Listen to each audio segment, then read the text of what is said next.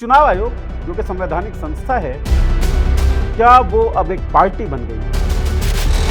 संविधान बनाने वालों ने जो चुनाव आयोग की कल्पना की थी, उस कल्पना पर कालिख पोतने का काम।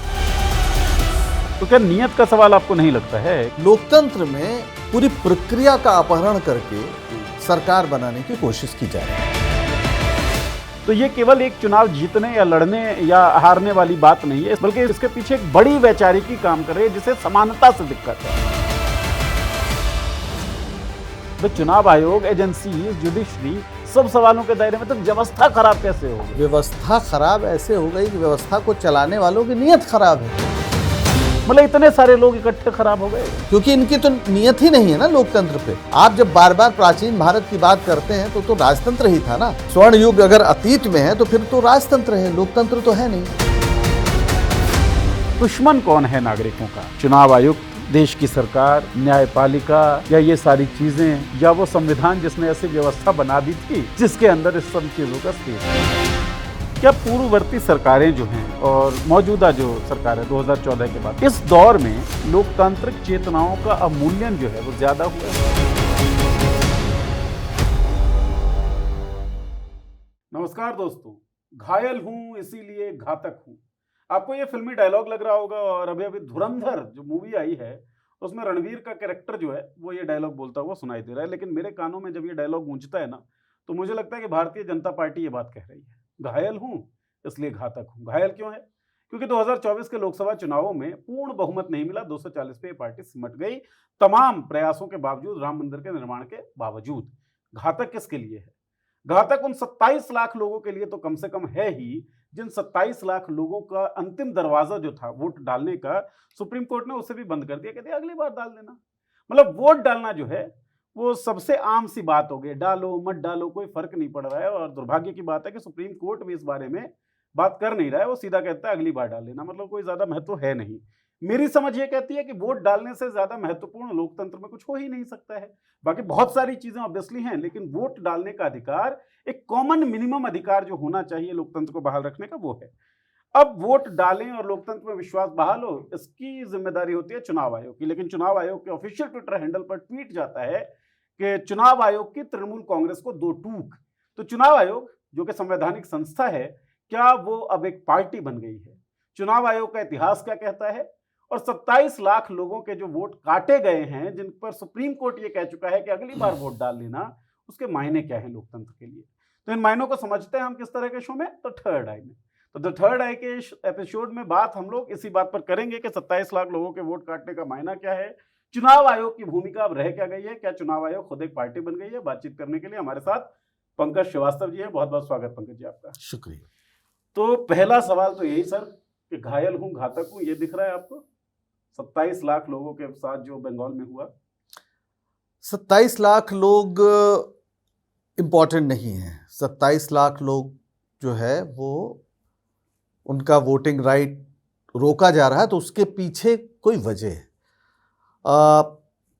असली निशाने पर इस देश का संवैधानिक लोकतंत्र है, और जो 27 लाख लोग हैं जिनका वोट स्थगित करके चुनाव कराया जा रहा है, यानी जिनकी वोटर पहचान कि वो वोट देने की हैसियत रखते हैं या नहीं, उसको जो एक तरह से स्थगित कर दिया गया है, वो ये बताता है कि इस लोकतंत्र में पूरी प्रक्रिया का अपहरण करके सरकार बनाने की कोशिश की जा रही है। इसे बहुत लोग एक रक्तहीन जेनोसाइड भी कह रहे हैं, एक इलेक्टोरल जेनोसाइड, नरसंहार।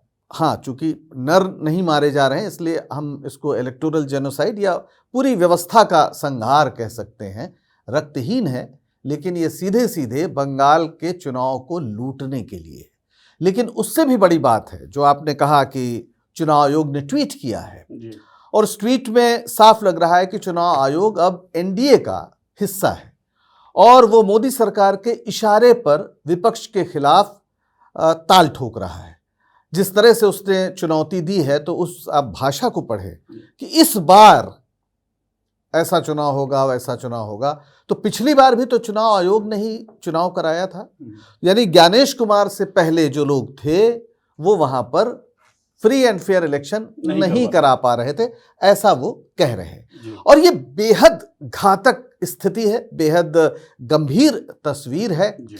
एक तरह से भारत को बनाना रिपब्लिक बनाने की ओर एक पूरी प्रक्रिया हमको इसमें नजर आती है। और ख़ास तौर पर अगर आप संविधान बनाने वालों ने जो चुनाव आयोग की कल्पना की थी, उस कल्पना पर कालिख पोतने का काम है।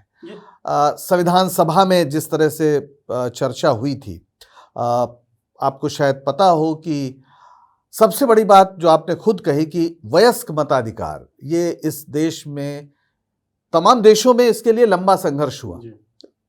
लड़कियों के लिए यानी महिलाओं के लिए, कई जगह श्वेतों के लिए 100-100 साल 200-200 साल संघर्ष हुआ कि उन्हें वोटिंग राइट मिले। भारत में संविधान बनते ही हर व्यक्ति को, चाहे उसका कोई भी नाम हो, धर्म हो, जाति हो, क्षेत्र हो, लिंग हो, कुछ भी हो, लेकिन अगर वो भारत का नागरिक है तो उसे वोट देने का अधिकार है।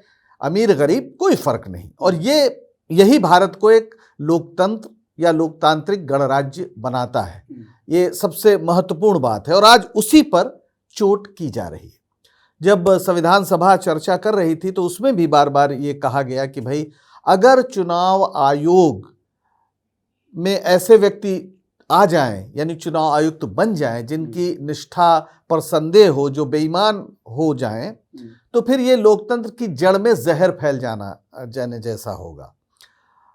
चाहे वो पंडित नेहरू रहे हों, चाहे वो डॉक्टर अंबेडकर रहे हों, सब ने ये माना कि चुनाव आयुक्त, जो मुख्य चुनाव आयुक्त होगा, जो इस देश में चुनाव कराएगा, उसकी निष्ठा संदेहों से परे होनी चाहिए और इसलिए उसको संरक्षण मिलना चाहिए। आप चुनाव आयुक्त को हटा नहीं सकते, महाअभियोग लगाना पड़ेगा। तो दे तो दिया संरक्षण, बीजेपी ने भी कहा कि बाद में भी कोई केस मुकदमा नहीं हो सकता है। ये अलग तरह का संरक्षण है, मतलब महाअभियोग लगाकर सुप्रीम कोर्ट के जैसे जज को हटाया जाएगा, वैसे ही हटाया जाएगा, उसके अलावा नहीं।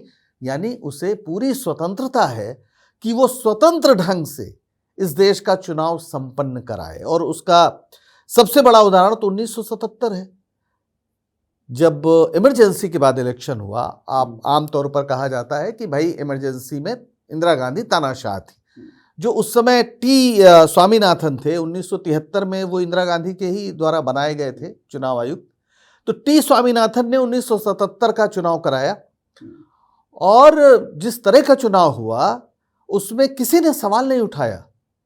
चुनाव हुआ, इंदिरा गांधी हार गई, उस फैसले को सर झुका के उन्होंने स्वीकार किया और सत्ता से हट गई और जनता पार्टी इस देश में शासन में आ गई। यानी इतनी प्रतिष्ठा, या कहा जाए कि चुनाव आयोग जो होता था उसकी इतनी एक तरह से इंटीग्रिटी का जो प्रश्न उठता है उस पर कोई सवाल नहीं उठता। और बाद में जनता पार्टी के लोगों ने भी कहा कि बहुत ही फ्री और फेयर इलेक्शन हुए, जबकि उसके पहले वो आरोप लगा रहे थे कि इस देश में तानाशाह सरकार। मगर इसमें एक चीज मैं ऐड करना चाहूंगा कि चुनाव फ्री एंड फेयर हो, चुनाव आयोग जो है वो तटस्थ रूप से, निष्पक्ष रूप से, स्वतंत्र तरीके से कार्रवाई कर सके, प्रोसीजरल दिक्कतें ना हो, लोगों का संदेह ना बने लोकतंत्र के ऊपर। ये तो मामला नियत का भी होता है ना कि आप लोकतंत्र को कितना पसंद करते हैं और कितना पसंद नहीं करते हैं। लोकतंत्र को पसंद करने वाला हर व्यक्ति या हर नेता, अगर उसके पास सुप्रीम ताकतें हैं तो वो कोशिश करेगी कि चुनाव आयोग जो है उसकी गरिमा बरकरार रहे, लोगों का भरोसा जो है प्रक्रियाओं में वो बरकरार रहे। तो क्या नियत का सवाल आपको नहीं लगता है कि पूरी एक वैचारिक नियत का सवाल सबसे महत्वपूर्ण है, क्योंकि 27 लाख लोग चुनाव में वोट नहीं दे पाएंगे, बावजूद इसके कि वो पूरी तरह से उनके कागजात गलत नहीं साबित हुए हैं। और हमारे यहाँ कहा ही जाता है, ये जो प्राकृतिक न्याय है, कि जब तक कोई आदमी दोषी न सिद्ध हो जाए तब तक वो निर्दोष रहता है। तो जब तक आप ये ना साबित कर दें कि उसके सारे कागजात फर्जी हैं, इस बात का ऐलान ना कर दें, तब तक उसे होना चाहिए वोटर। लेकिन अफसोस ऐसा नहीं है। और इससे भी बड़ा अफसोस ये है कि 27 लाख वोटर्स को अगर वोट देने का राइट नहीं है तो ये बात या ये चिंता सिर्फ विपक्ष क्यों करे। अगर इस देश के प्रधानमंत्री को लोकतंत्र पर यकीन है तो ये उनकी भी चिंता होनी चाहिए, भारतीय जनता पार्टी की भी चिंता होनी चाहिए, और उन्हें सरकार से या चुनाव आयोग से ये कहना चाहिए कि भाई आप देखिए, इसका जल्दी आप निपटारा करिए। उन्हें खुद सुप्रीम कोर्ट से कहना चाहिए कि चुनाव आयोग को निर्देश दे या चुनाव को लंबित करें जब तक ये मसला हल ना हो जाए। भारत की सरकार को या प्रधानमंत्री को इसकी चिंता क्यों नहीं है? इसलिए नहीं है कि दरअसल वो खुद इसमें शामिल है, संलिप्त है वो किसी भी तरह। क्योंकि देखिए, अब तो ये बात साफ है कि जो लोगों का रोका गया है वोट देने से, उसमें 90% से ज्यादा मुस्लिम्स हैं। ये बात बहुत स्पष्ट है। उसमें हाईकोर्ट के जजेस हैं, उसमें ऐसे भी लोग हैं जिन्होंने करगिल में देश के लिए खून बहाया है। नंदलाल बोस संविधान में, और संविधान जो पहली प्रति थी जिसमें चित्र बनाया जिन्होंने, जो मशहूर चित्रकार नंदलाल बसु, उनके परिवार के लोग। लेकिन ज्यादातर मुस्लिम हैं, 90% से ज्यादा मुस्लिम हैं, और उन इलाकों के लोग ज्यादा हैं जहां पर टीएमसी बड़े पैमाने पर जीती है। तो कहीं ना कहीं टीएमसी के वोट ये मानकर कि भाई मुस्लिम उन्हीं को वोट देते हैं, या भाजपा के खिलाफ जो लोग हैं उनको वोट देते हैं, उनको वोट से वंचित किया जाए। और यहीं पर वो सवाल उठता है कि आखिर इसके पीछे की वैचारिकी क्या है। तो फिर हमें याद करना पड़ेगा गुरु गोलवलकर को, जो आरएसएस के दूसरे सरसंघ चालक थे। उन्होंने एक किताब लिखी, वी और आवर नेशनहुड डिफाइंड। उसके पेज 140 पे लिखा हुआ है कि जो गैर हिंदू हैं, मुस्लिम, ईसाई वगैरह, वो पूरी तरह से हिंदू संस्कृति में रच बस जाए। उनके पास यही विकल्प है कि वो पूरी तरह से हिंदू हो जाए, उसकी संस्कृति में रच बस जाए, अन्यथा फिर वो दोयम दर्जे के नागरिक के रूप में हिंदू राष्ट्र के अधीन रहें, जिसमें उनके पास कोई नागरिक अधिकार नहीं रहेगा।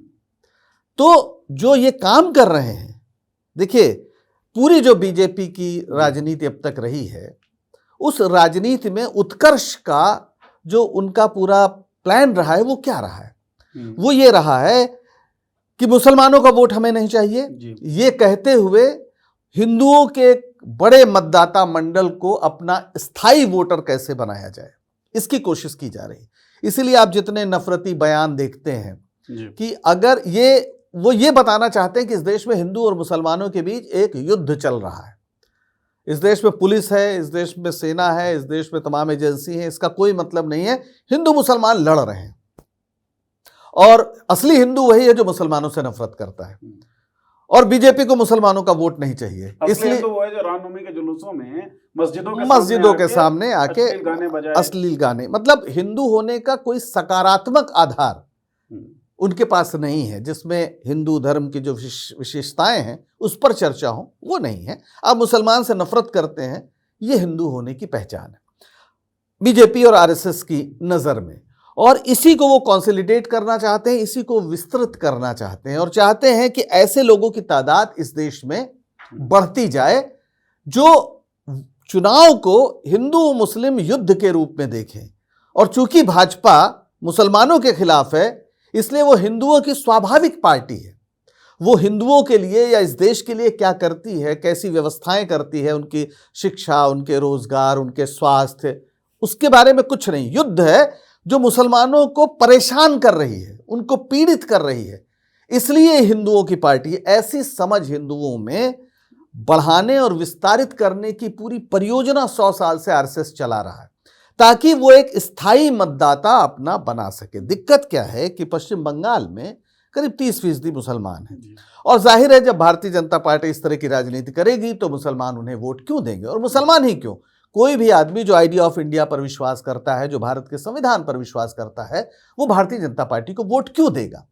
ऐसे में वो ये चाहते हैं कि भाई अब 30% तो बड़ा चंक है, 30% जो बीजेपी के खिलाफ वोट पड़ता है, प्लस हिंदुओं का एक बड़ी तादाद जो सेकुलर वोट है वो उनके साथ जुड़ जाते हैं, तो बीजेपी के लिए जीतना मुश्किल हो जाता है। इसीलिए बंगाल के दरवाजे तो इस अभी तक पूरी कोशिश कर लिया इन्होंने, नहीं खुल पा रहे। तो इस बार इन्होंने ये किया है कि मुसलमानों का जो इतना बड़ा एक वोटर लिस्ट में शेयर है, उसको ही कम कर दिया जाए, और करीब 5-7% उन्होंने वोट कम कर दिए हैं, जो परिणाम को प्रभावित कर सकते हैं, इसमें कोई शक नहीं। ये अलग बात है कि बंगाल में जिस तरह लोग जागृत होते हैं, अगर ये बन गया मुद्दा कि दिल्ली सरकार बंगाल के साथ इस कदर अन्याय कर रही है और सरकार को लूट कर सरकार बनाना चाह रही है, वहाँ पर वोटर लिस्ट में लूट करके, तो इसका एक पलटवार भी हो सकता है। बंगाल का इतिहास भी इस तरीके का रहा बंगाल है। का इतिहास रहा है। लेकिन जो सबसे बड़ी बात है वो ये है कि अगर इस देश की सरकार को ही लोकतंत्र पर विश्वास नहीं होगा तो फिर जनता के सामने कोई रास्ता नहीं बचेगा। और ये एक तरह से एक हिंसक दौर का आह्वान कर रहे हैं, वो उसको बुला रहे हैं इस देश में, क्योंकि अहिंसा बहुत जरूरी है किसी लोकतंत्र के संचालन में। लेकिन अगर लोगों के लोकतांत्रिक अधिकार इस तरह लूटे गए तो आप फिर समाज को हिंसा की ओर बढ़ने से रोक नहीं सकते। बातचीत करते हुए ना मेरे दिमाग में एक चीज चल रही है, मुझे नहीं पता कि मैं सवाल फ्रेम कर पाऊंगा कि नहीं, लेकिन आप उसको समझ के बताए हैं कि लड़ाई या फिर 27 लाख लोगों का जो वोट डालने का अधिकार है जो उनसे छीना जा रहा है फिलहाल, इसको केवल पश्चिम बंगाल में किसकी सरकार बनेगी और किसी भी तरीके से हमारी सरकार बन जाए, ये व्याख्या करना थोड़ा सा सरलीकरण लगता है क्या आपको? मैं क्यों कह रहा हूं ये बात कि नरेंद्र मोदी जो इस देश के प्रधानमंत्री हैं और झाड़ू लगाने वाला एक बिल्कुल कॉमन व्यक्ति, जिसे हाशिए का व्यक्ति गांधी जिसका जंतर जिसके बारे में बात करता है, इन दोनों व्यक्ति के बीच में एक समानता है, एक बराबरी है। नरेंद्र मोदी जिस आलीशान जगह पर रहते हैं उस जगह पर कूड़े बीनने वाला वो व्यक्ति नहीं रह सकता है, या गौतम अडानी जिस तरीके का जीवन जीते हैं उस तरह का वो व्यक्ति नहीं जी सकता है। लेकिन गौतम अडानी से लेकर नरेंद्र मोदी तक और उस कूड़ा बीनने वाले व्यक्ति तक का अधिकार जो है वोट डालने का वो समान है। तो ये केवल एक चुनाव जीतने या लड़ने या हारने वाली बात नहीं है, इस कॉन्टेक्स्ट में देखना मुझे सरलीकरण लगता है, बल्कि इसके पीछे एक बड़ी वैचारिकी काम कर रही है जिसे समानता से दिक्कत है। समानता से भी दिक्कत है और जवाबदेही से भी दिक्कत है। ये तो आपको केवल वहां दिख रहा है कि भाई पश्चिम बंगाल में किसी भी तरह सरकार बनानी, लेकिन अगर मोदी सरकार का पूरा व्यवहार देखिए, पूरा व्यवहार ही इस तरह है कि मोदी जी जवाबदेही से ऊपर हैं। वो कोई सवालों का जवाब नहीं देते, संवैधानिक संस्था भी उनसे सवाल ना पूछे इसकी पूरी कोशिश की जा रही। आप जानते हैं कि 2023 की मार्च में सुप्रीम कोर्ट ने कहा था कि जो चयन समिति होगी चुनाव आयुक्त की, उसमें इस देश के मुख्य जो न्यायाधीश हैं, चीफ जस्टिस हैं, वो भी रहेंगे। सरकार ने आनन फानन में, क्योंकि उसमें यह भी लिखा था कि जब तक कानून नहीं बन जाता है तब तक ये व्यवस्था रहे, सरकार ने कानून बना के इस फैसले की जो भावना थी उस भावना का नाश कर दिया। और उसमें क्या कर दिया कि प्रधानमंत्री, केंद्रीय मंत्रिमंडल का एक सदस्य और विपक्ष का नेता, यानी 2:1। मतलब ये था कि सरकार जिसे चाहेगी उसे बनाएगी। और जाहिर है ज्ञानेश कुमार को उन्होंने बनाया और ज्ञानेश कुमार पर इस देश की विपक्षी पार्टियों का विश्वास नहीं है। वो उनके खिलाफ उन्होंने नोटिस भी दी थी कि इनको हटाने के लिए संसद में, तो उसको खारिज कर दिया, जबकि 193 सांसदों ने वो नोटिस दी थी अविश्वास उन पे जताते हुए, कोई वजह बताए बिना। आप अगर लोकतंत्र पर विश्वास होता है तो खुद प्रधानमंत्री कहते कि भाई ये तो गंभीर बात है कि इस देश के चुनाव आयुक्त पर या मुख्य चुनाव आयोग पर विपक्ष का विश्वास नहीं है। क्या किसी मैच का रेफरी ऐसा हो सकता है जिस पर दोनों टीमों का विश्वास ना हो? ये तो संभव ही नहीं है। मैच होगा ही नहीं। मैच तभी होगा जब दोनों टीमों का विश्वास रेफरी पर होगा। लेकिन यहां कहा जा रहा है कि खेलो तुम, रेफरी भी हमारा रहेगा, मैच के सारे नियम भी हम तय करेंगे, मैदान भी हमारा रहेगा, लेकिन आपको खेलना भी है। तो ये तो गंभीर बात है। मतलब रेफरी का तो अगर वो न्यूट्रल नहीं है तो फिर काहे का रेफरी? और जैसा कि आपने जिस ट्वीट का जिक्र किया उसके बाद तो साफ है कि चुनाव आयोग को भी रेफरी बनने में अब कोई दिलचस्पी नहीं रह गई। तो मुझे लगता है कि नकाब भी जो था उसको नोच कर इन्होंने फेंक दिया है ज्ञानेश कुमार ने। मतलब उस ट्वीट को देखने के बाद तो ऐसा लगता है जो लोग चुनाव आयोग की भूमिका पर वाद विवाद कर रहे हैं वो मूर्ख हैं, क्योंकि अब वाद विवाद का स्कोप नहीं है, अब तो बिल्कुल खुला खेल चल रहा है। कोई मतलब ही नहीं। और मुझे बड़ा आश्चर्य है कि ज्ञानेश कुमार तो IAS रहे हैं, उन्हें हिस्ट्री पढ़ी होगी, उन्होंने खूब पढ़ी होगी, केरल कैडर के हैं, और उन्हें शायद पहले चुनाव आयुक्त जो थे सुकुमार सेन, उनका भी इतिहास पता होगा। सुकुमार सेन, जब भारत में चुनाव की बात आई तो बहुत लोगों ने कहा कि चुनाव कैसे हो सकता है इस देश में, और संविधान सभा में भी ये बात आई थी कि भाई वोटिंग राइट सिर्फ उनको हो जो पढ़े लिखे हों, जो टैक्स देते हों वगैरह वगैरह, ताकि वो उसके महत्व को समझें। तब नेहरू जी खड़े हुए और उन्होंने कहा कि हम जब आज़ादी की लड़ाई लड़ रहे थे तो इस देश के तमाम करोड़ों अनपढ़ लोगों ने, गरीब लोगों ने उस लड़ाई में बढ़ चढ़ कर बलिदान दिया। तो आज जब उस संघर्ष का फल मिल रहा है तो उससे उन्हें वंचित नहीं किया जा सकता, और इसीलिए किसी भी तरह का कोई अंकुश या कोई बाधा नहीं लगाई गई। आपको, अगर आप नागरिक हैं तो आप वोट दे सकते हैं। जबकि आज़ादी के पहले जो चुनाव हुए 1935 में, 46 में, उसमें सिर्फ वही वोट दे सकते थे जो टैक्स देते थे, जो ख़ास स्तर तक पढ़े लिखे थे, और इसीलिए बमुश्किल 10-11% लोग ही वोट, नियम और शर्तें बड़े हाँ कड़े थे। बहुत, लेकिन सभी वयस्कों को मतदान का अधिकार देना, ये तुरंत किया। और फिर एक बड़ा सवाल आया कि भाई मतदाता सूची कैसे बनेगी, है ना। आज मतदाताओं को SIR के जरिए एक तरह से एक नया एक दौर आ गया है, जब सरकार खुद चुन रही है, यानी जनता नहीं चुन रही है सरकार को, सरकार अब जनता चुन रही है, मतदाता चुन रही। उस समय क्या हुआ, सुकुमार सेन 1921 के ICS थे और 1921 में, और 1950 में उन्हें नेहरू जी ने ये जिम्मेदारी दी। बड़ा मुश्किल था, लेकिन उन्होंने रात दिन काम किया और इस देश के हर कोने में 10 लाख कर्मचारी लगाए गए। हर कोने में जो 1941 की जनगणना थी उसके आधार पर वोटर बनाने का एक अभियान शुरू हुआ, घर घर जाकर। आज की तरह वोटर्स को नहीं कहा गया कि आओ और तुम बताओ कि तुम इस देश के नागरिक हो कि नहीं, घर घर जाकर वोटिंग लिस्ट में वोटर लिस्ट में लोगों को दर्ज किया गया। और वो कौन सा दौर था, आपको जानकर आश्चर्य होगा, 85% लोग निरक्षर थे और महिलाएं अपना नाम ये नहीं बताती थी कि मेरा नाम क्या है, वो कहती थी फलाने की पत्नी, मतलब ये स्तर था उस समय।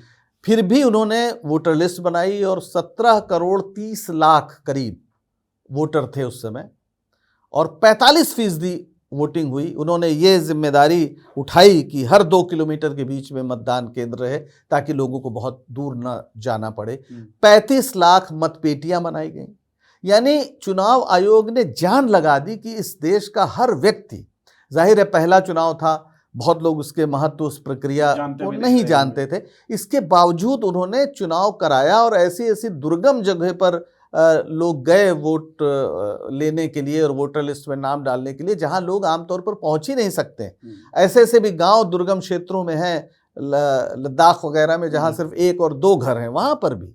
तो इस तरह से एक पूरा सरकार की नीयत थी कि हम ज्यादा से ज्यादा लोगों को इस प्रक्रिया में शामिल करें। सरकार मानती थी ना कि हाँ, देश जो है वो लोगों का अरे है। संविधान की पहली लाइन है कि हम भारत के लोग, और उस संविधान को उन्होंने आत्मर्पित किया है, किसी ने दिया नहीं है। किसी मोदी जी ने वोटिंग राइट देने का एहसान नहीं किया इस देश की जनता पर।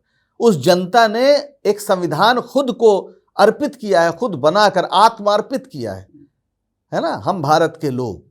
और उसने आत्मर्पित करके अपने को ये शक्ति दी है, यानी जनता की शक्ति है जो चुनाव होता है, उसने ये शक्ति दी है ना, ये किसी का एहसान नहीं है जी। और ऐसे में अगर आप उससे वोटर होने का अधिकार छीनते हैं तो आप लोकतंत्र की हत्या कर रहे हैं जी। और ये बहुत एक गंभीर आप पूरा प्रकरण है। जाहिर है कि इसमें एक समस्या ये भी आई कि बीच में बूथ कैप्चरिंग और ये सब हुआ, लेकिन हमको TN शेषन की याद करनी चाहिए जी। बिल्कुल 1990 में वो बनाए गए थे, और एक ऐसा भी समय आया जब उन्होंने कहा कि वोटर लिस्ट, अगर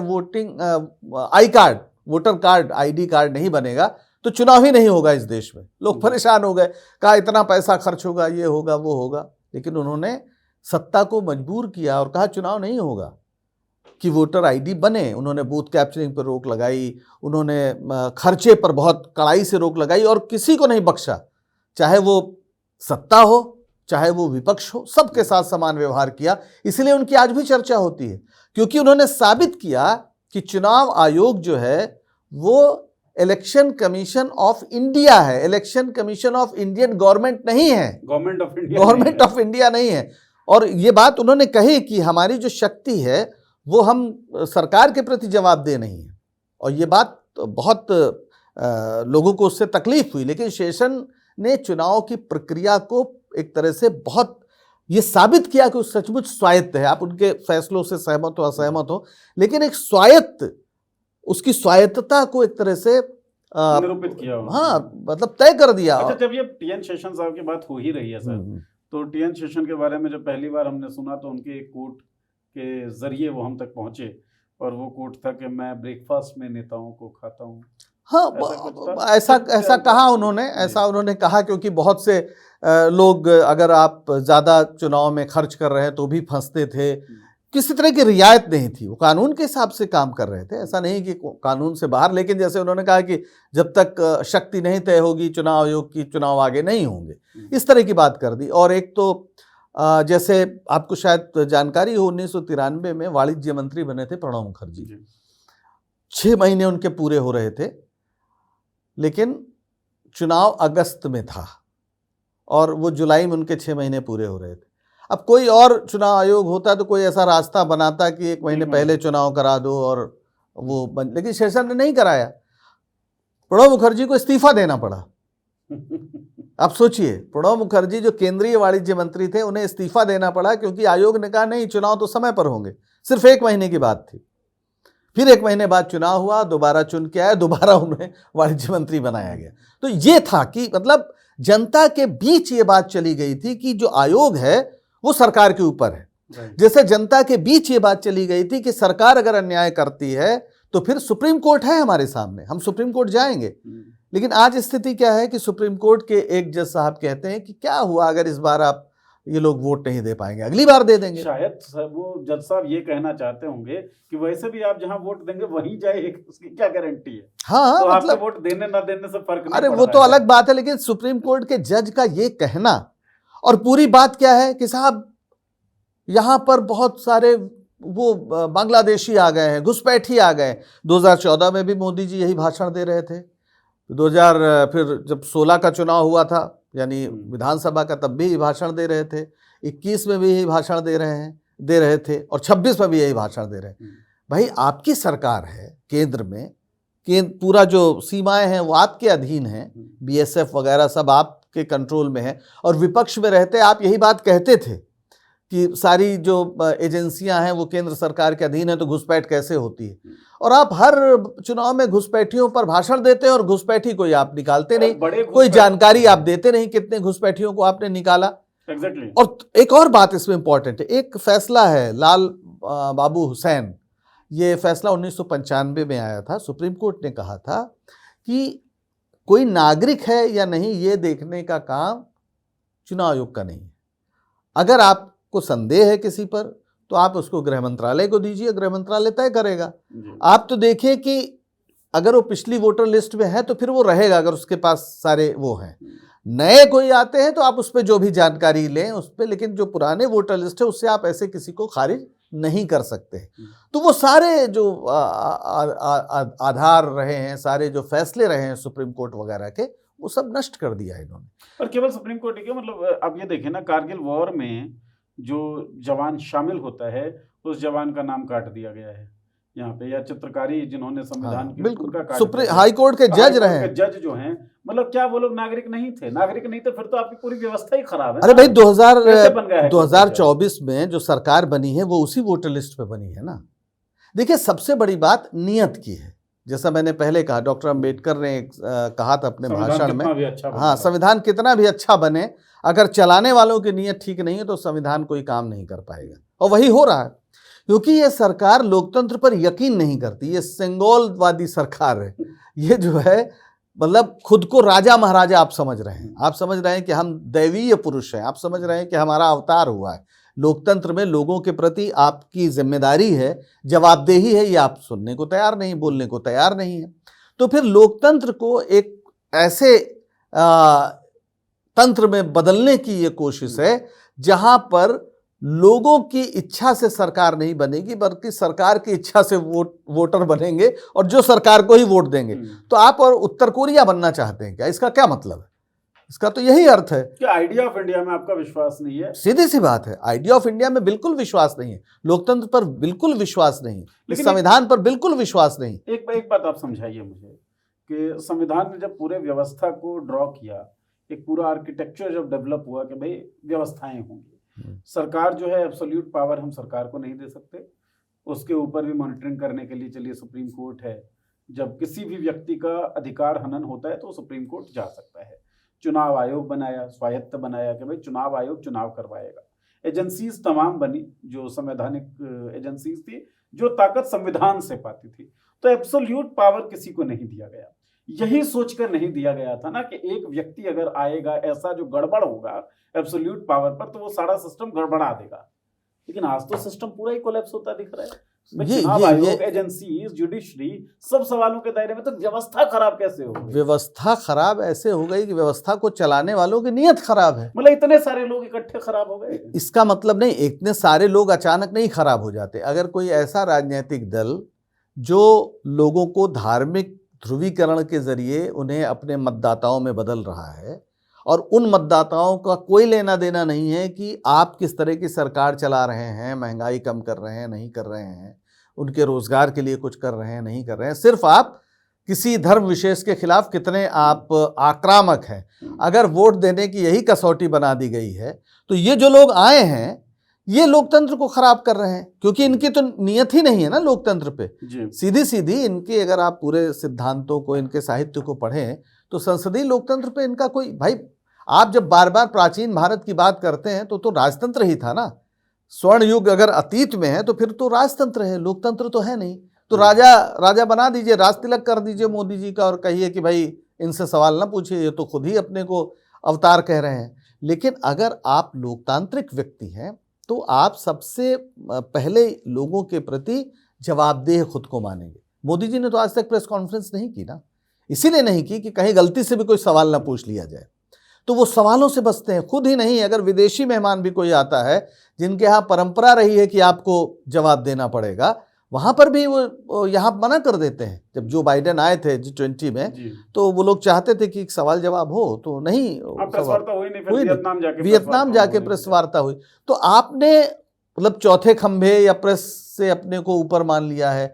संसद में आप जाते नहीं हैं, संसद में मतलब सवाल सुनने के लिए नहीं जाते हैं। पहले सारे प्रधानमंत्री जाते थे, सुनते थे, उसका वहीं जवाब देते थे। ये सिर्फ एकालाप करने जाते हैं नेहरू जी को गरिया के फिर चले आते हैं। वहां पर विपक्ष के लोग क्या बोल रहे हैं उनके साथ किसी संवाद में जाए, ऐसी उनकी कोई इच्छा नहीं है। और यही नहीं, जब मुख्यमंत्री थे तब भी वो बहुत कम बैठकें करते थे। अगर आप देखें तो चाहे वो संसद की बैठकें हों, चाहे उनका पुराना रिकॉर्ड हो गुजरात विधानसभा का, उसमें भी वो इस पर यकीन ही नहीं करते हैं कि हमें लोगों के सवालों का जवाब देना पड़े या हम जवाबदेह हैं लोगों के प्रति। ऐसा उनका कोई, तो जो निशिकांत दुबे जब कहते हैं कि मोदी सवालों से परे हैं, तो उसी बात को एस्टेब्लिश करने का एक प्रैक्टिसिंग तरीका ये दिखता है कि भाई वो सवालों से परे हैं, व्यवस्थाओं से ऊपर हैं, उनके सामने जो है कोई नागरिक नहीं है। नागरिक कोई होता तो उनके बराबर होता, प्रजा है जो राजा से नीची है। मैं एक बात यहाँ ये कहना चाहता हूँ, आपने प्रस्तावना की बात की संविधान की, यहाँ पर लोग आत्मार्पित कर रहे हैं। मतलब ये व्यवस्था जो बना है ये कोई मंगल ग्रह से हमारे ऊपर नहीं लाद के चला गया, या किसी नेता ने हमारे ऊपर एहसान नहीं किया ये व्यवस्था हमको देकर। भारत के लोगों की व्यवस्था है जो भारत के लोगों ने बनाई है, ऐसा ही माना जा रहा है, यही है फैक्ट। तो जिम्मेदारी लोगों के ऊपर भी। जब आप बात कह रहे हैं कि लोगों को धर्म के चंगुल में फंसा दिया गया, सांप्रदायिकता के उसमें बंधन में उनको बांध दिया गया, बंधे तो लोग हैं। तो सवाल ये उठता है कि ये लोग जो हैं, हम लोग क्या डिजर्व भी करते थे डेमोक्रेसी? ये भी हो सकता है ना, मैच्योर थे हम लोग और डेमोक्रेसी हमारे ऊपर नहीं। ये बात तो बिल्कुल सही है कि लोकतंत्र या लोकतांत्रिक अधिकारों के लिए दुनिया में जितना संघर्ष हुआ है, हमारे देश में आज़ादी के लिए जो संघर्ष हुआ है उसके साथ साथ लोकतांत्रिक चेतना का विकास नहीं हुआ। यानी हमें आज़ादी चाहिए, इस पर तो पूरा देश एक था, लेकिन आज़ादी के बाद देश कैसा बनेगा उसमें शायद नेताओं और जनता के बीच एक लंबा गैप रह गया। यानी वोट देना और एक हम अपने समाज को या अपने देश को बेहतर बनाने के लिए हम ही जिम्मेदार हैं, ये भावना जो होनी चाहिए, जो विकसित होनी चाहिए, उसमें बड़ी कमी रही है। लेकिन जनता को जिम्मेदार मैं इसलिए नहीं मानता कि फिर नेता और जनता का फर्क क्या है। नेता का काम है जनता की चेतना को उठाना, तभी वो नेता है, नेतृत्व करता है ना। जो नेतृत्व करता है तो इसका मतलब है कि उसकी चेतना कहीं आगे बढ़ी हुई है, वो लोगों को आगे बढ़ाने का काम करता है। लेकिन ऐसे भी लोग नेतृत्व में आ सकते हैं जो लोगों की चेतना को और कुंद करें। तो दिक्कत ये है, जो भाई आप अभी सर्वे कर लीजिए, बहुत लोग कह देंगे कि भारत में मिलिट्री राज आना चाहिए। अब उन्हें पता नहीं है कि मिलिट्री राज का मतलब क्या होता है। भारत और पाकिस्तान एक साथ आज़ाद हुए, पाकिस्तान में भी लोकतंत्र था, लेकिन उस लोकतंत्र का क्या हश्र हुआ है हमने देखा है। वहाँ भी संसद है, वहाँ भी वो चुनाव होते हैं, वहाँ सब कुछ है। भारत में कुछ तो फर्क था जिसकी वजह से यहाँ पर वो गति नहीं हुई जो पाकिस्तान में हुई। यहाँ पर कभी सेना ने अतिक्रमण नहीं किया, अपने अधिकारों का। यहाँ पर चुनाव होते रहे और सत्ता बदलती रही, कोई फर्क नहीं पड़ा। एक कोई जैसे पाकिस्तान में विपक्ष के व्यक्ति को अगर सीधे देशद्रोही कह के जेल में डाल दिया जाता है। अभी भी आप देखें इमरान खान जेल में पड़े हुए हैं कितने सालों से। भारत में कभी नहीं हुआ कि किसी विपक्ष के व्यक्ति को देशद्रोही कहा जाए क्योंकि वो आपका विरोधी है। अगर सरकार हार जाती थी तो वो सत्ता छोड़ देती थी। लेकिन पहली बार ये हो रहा है कि आप विपक्ष के सबसे बड़े नेता को, राहुल गांधी को, देशद्रोही कह रहे हैं और तमाम दलों को, यानी कांग्रेस को आप देश के खिलाफ बता रहे हैं, जिसने आज़ादी दिलाई, जिसने लंबा संघर्ष किया, देश का निर्माण किया, उसे आप विदेशी शक्तियों से संचालित बता रहे हैं। तो कल ये भी हो सकता है कि इमरान खान की तरह राहुल गांधी को आप जेल में डाल दें, क्योंकि अब तो देश आप ही है ना, आप ही राष्ट्र है। लुई 14वां था फ्रांस में, लुई 14, वो कहता था कि आई एम द स्टेट, मैं ही राज्य हूँ। उसका नतीजा क्या हुआ? उसका नतीजा हुआ कि 1789 में वहाँ जब क्रांति हुई और उसका अगला जो शासक था लुई 16, वो उसका शासन था, तो फिर उसका गला कटा था 16वें का। 14वां खुद को राज्य मानता था, हर चीज से ऊपर है, आई एम द स्टेट। तो लुई 16 का गला कटा था। मैरी एंटोनियो जो उसकी पत्नी थी, उसका भी गला कटा था, गिलोटिन में रख के उनके ऊपर मशीन जो बनाई गई थी उससे गला कटा था। फ्रांस में क्रांति हुई थी। तो ऐसी स्थिति नहीं होनी चाहिए। अगर आप खुद को राज्य मान रहे हैं, खुद ही को राष्ट्र मान रहे हैं, सवालों से ऊपर मान रहे हैं, तो फिर एक समय ऐसा आ सकता है कि जनता विद्रोह कर दे। इससे आप बच नहीं सकते। लोगों को ये यकीन होना चाहिए कि अगर वो चाहेगी तो सत्ता बदल देगी। उसे ये यकीन होना चाहिए कि वो जब अपनी बात सरकार के खिलाफ करेगी तो उस पर किसी तरह का अत्याचार नहीं होगा, उसे जेल नहीं भेजा जाएगा, उसे दंडित नहीं किया जाएगा। जैसे सरकार कर रही है कि जो भी सोशल मीडिया प्लेटफॉर्म उनके खिलाफ बोलता है उसको बंद करा दे रहे हैं। गोदी मीडिया को तो उन्होंने कैप्चर कर ही लिया है।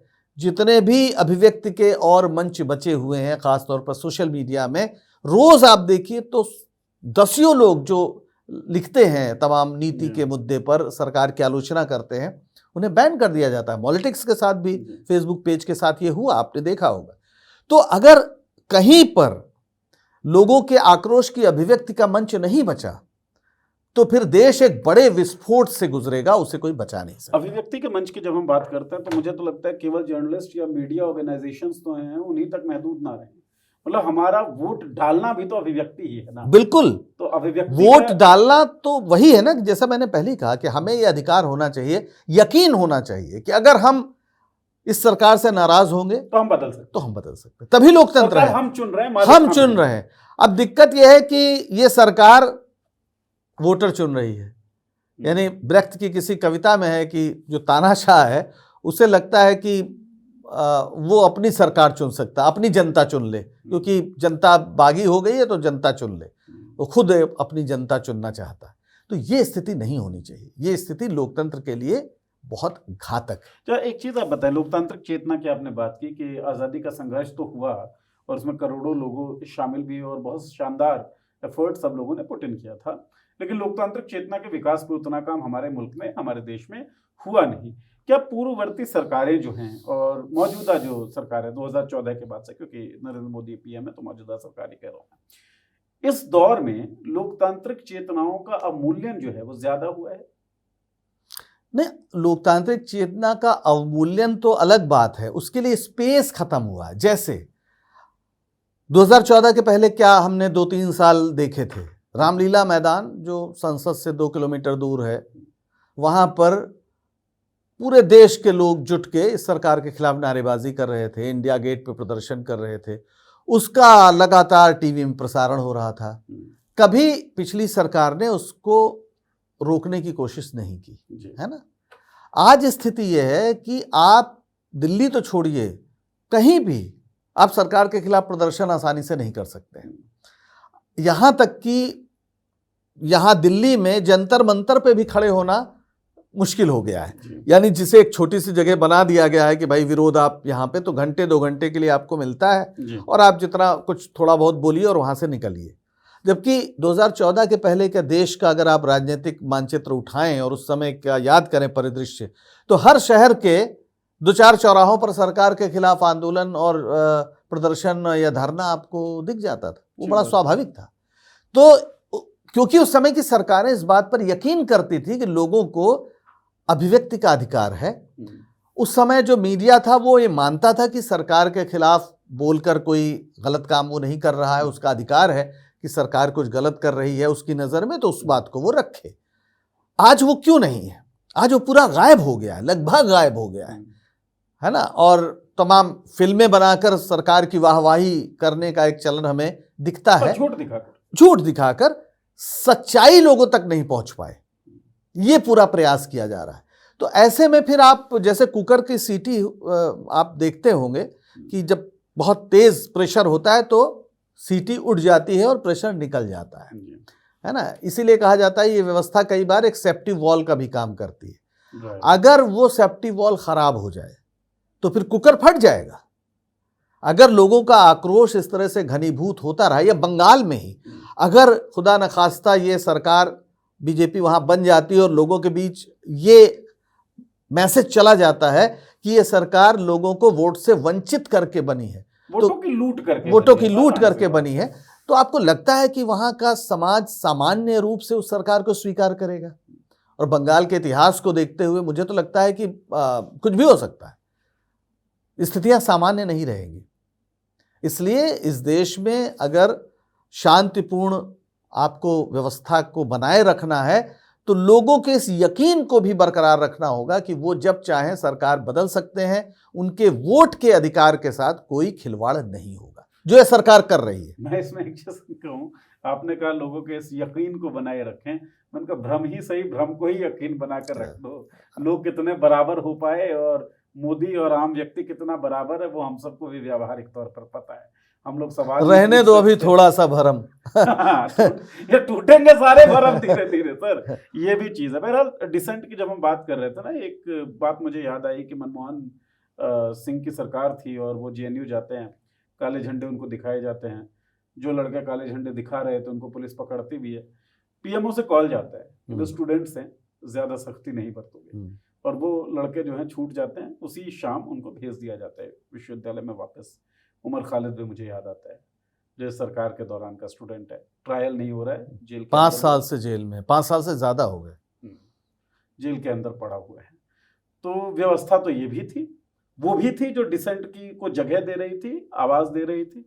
और व्यवस्था ये भी है कि आप हल्का सा सवाल पूछ लीजिए, आप अपने साइड के भी हैं उनके, लेकिन आपने जिस दिन सवाल पूछा उसी दिन आप सलाखों के अंदर, कोई आपके साथ खड़ा नहीं होगा। तो किसी व्यक्ति पे हमला नहीं हो रहा है, उस सोच पे हमला हो रहा है जो सोच सवाल को जन्म देती है, रैशनैलिटी को जन्म देती है, नागरिक बोध जो है उसको जन्म देती है।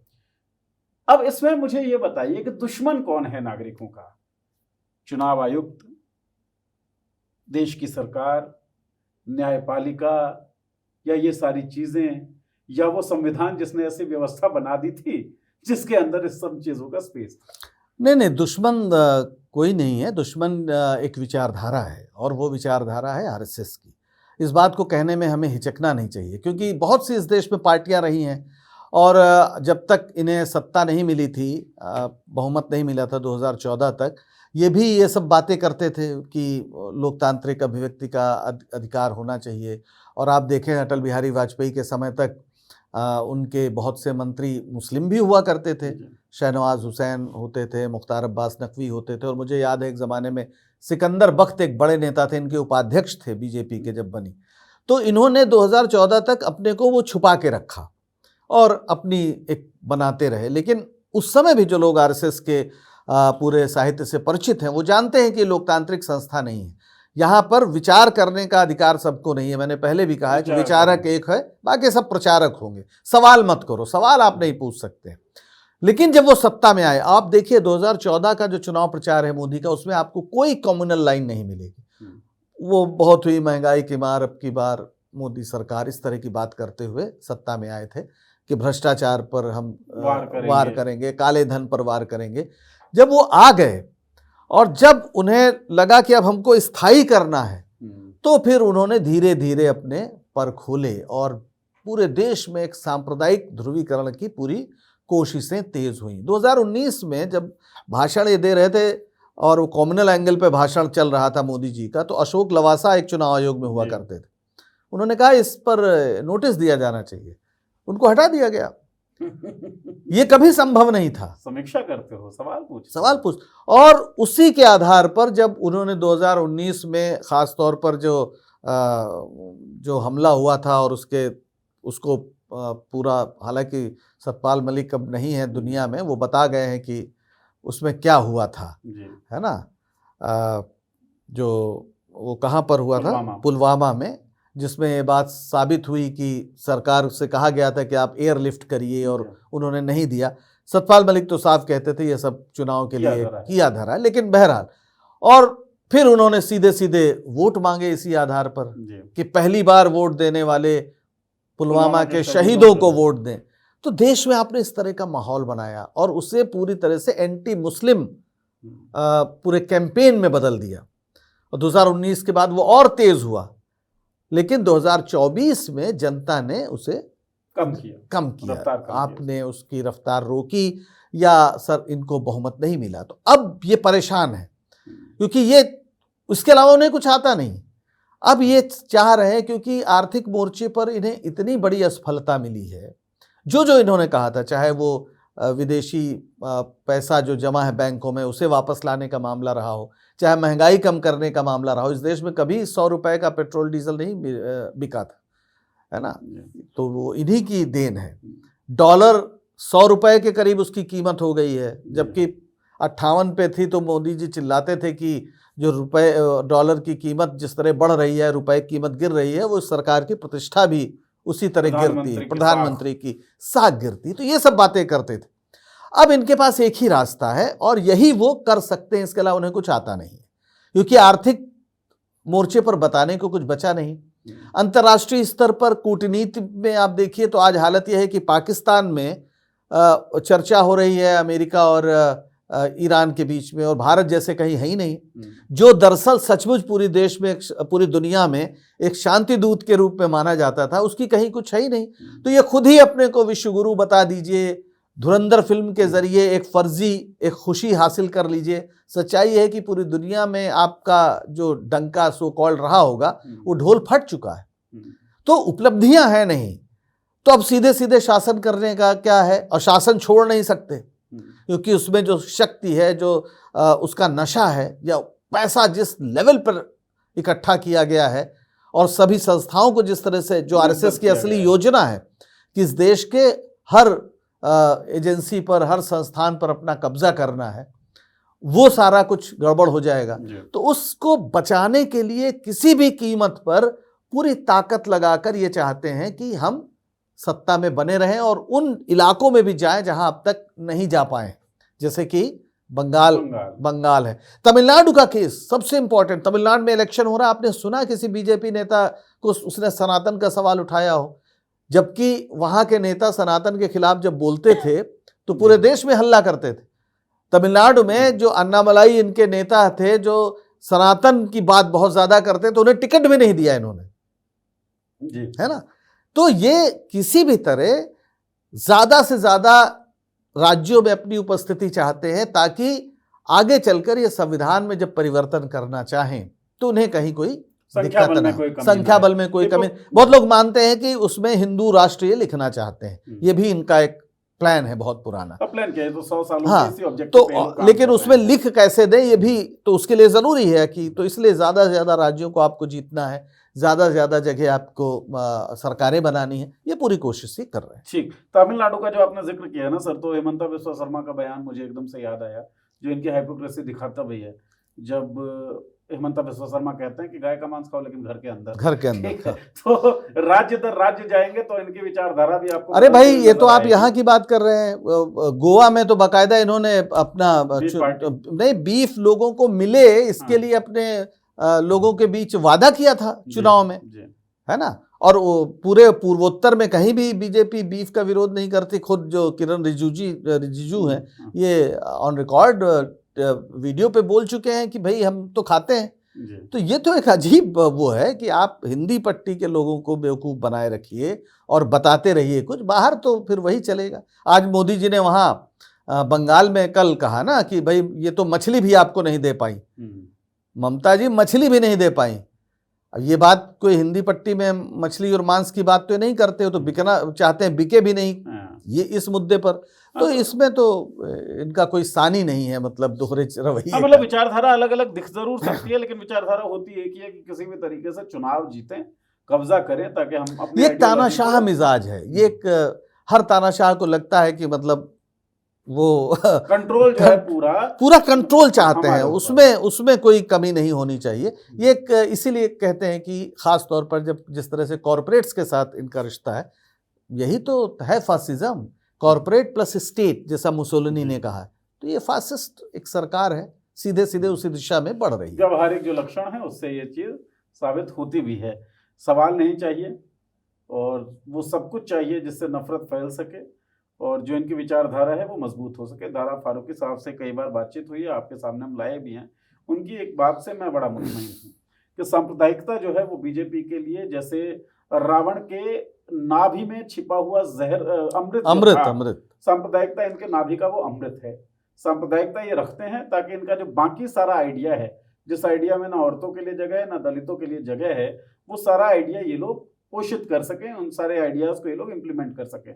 समझना आपको होगा कि 27 लाख वोटर्स अगर बंगाल से कटे हैं, जिसमें ज्यादातर मुस्लिम हैं, तो हमला केवल मुसलमानों पे नहीं किया गया है। बेरोजगारी अगर बढ़ती है तो केवल अब्दुल टाइट नहीं होते, दिक्कत आप लोगों को भी होती है। जो हिंदू मेजोरिटी इसको सुन रही है वो भी समझें, लेकिन आप लोगों को बरगलाने की पूरी कोशिश होती है ताकि बाकी सारी चीजें ये लोग इंप्लीमेंट कर दें। अगर वोटिंग राइट पे किसी भी तरह का हमला होता है तो वो हमला आपके और हमारे एग्जिस्टेंस के ऊपर है। हमारा जो एक ओनरशिप है, मिल्कियत जो हमारी है, उस मिल्कियत को छीनने की कोशिश है। इस राइट के कारण हम प्रधानमंत्री मोदी के बराबर है, हम गौतम अडानी के बराबर है। वरना तो आपको पता है, वो मिर्जापुर का डायलॉग सुना ही होगा आप लोगों ने मीम पेजेस पे। तो आपकी मिल्कियत की लूट ना हो, इसको लिए आपको आवाज उठानी होगी। इसीलिए हमने कोशिश की कि आवाज क्यों उठाए, आधार क्या है, उसके बारे में चर्चा की जाए। चर्चा पंकज जी आपने की, इसके लिए बहुत बहुत शुक्रिया आपका। शुक्रिया। चर्चा आपने सुनी, इसके लिए आप लोगों का बहुत बहुत शुक्रिया। लेकिन केवल सुनने से काम नहीं बनेगा, जो आपने समझ डेवलप किया है, जो कोई सवाल आपके दिमाग में आया होगा इस चर्चा को सुनते हुए, वो लिख दीजिए वीडियो के कमेंट सेक्शन में। आपके सवालों पर हम लोग जरूर बातचीत करेंगे। बहुत बहुत धन्यवाद, शुक्रिया। मॉलिटिक्स को सब्सक्राइब कर लीजिए और बेल का आइकन दबा दीजिए ताकि वीडियोस के नोटिफिकेशन आपको मिलते रहे। शुक्रिया।